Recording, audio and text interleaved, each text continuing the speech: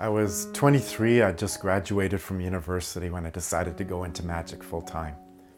And part of my strategy to build up credibility and credentials was to compete in competitions at magic conventions. And I won quite a few. This was the first award that I won. This is the Tom Auburn Award at the Montreal Magic Convention. This was presented to the performer who showed the most showmanship in both the stage and close-up category.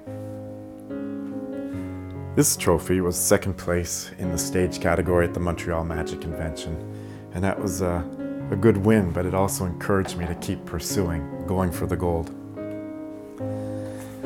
This is one of the first place trophies that I won. This was from the New York, Canada Magic Competition, and I did a great act to win this one.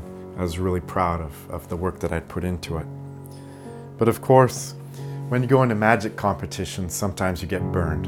And one time when I competed, the beginning of my act was supposed to happen this way. In this hand I had a balloon, and attached to the neck of the balloon was a piece of string that hung down. In this hand I had orange confetti, and I would throw the orange confetti into the air, and then as the confetti was coming down, I would pluck out an orange handkerchief, which would hang down from my hand. Then I would cast a spell, and orange flames would leap out of the palm of my hand.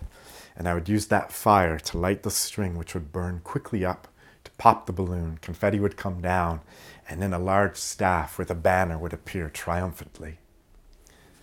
That's what was supposed to happen, and here's what happened. The container that I had to make fire appear was in this palm, and the liquid that was put in was lighter fluid.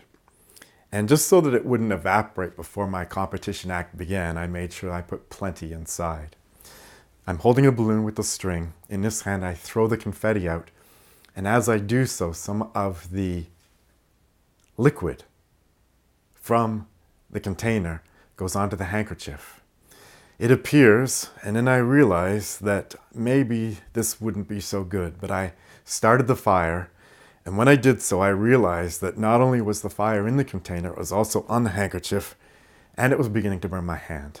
But I realized I needed to press on, so I lit the string. The string burnt up, the balloon popped, the confetti appeared, and the banner with the staff appeared. Meanwhile, my hand is still on fire, and it's getting too hot to hold, so I threw down the container and the handkerchief and stomped it out as quickly as I could. I was in great pain, naturally. My finger had been on fire for about 5 seconds, and I needed to continue on with my act, pretending like I was not in great pain. At the end of my act, I dipped my hand into water, and you could almost see the steam coming off. And when I talked to another performer who was more experienced than myself, he said to me, "When you play with fire, it's not a case of if you get burnt, it's a case of when." And from that day forward, in my magic, I never used fire ever again.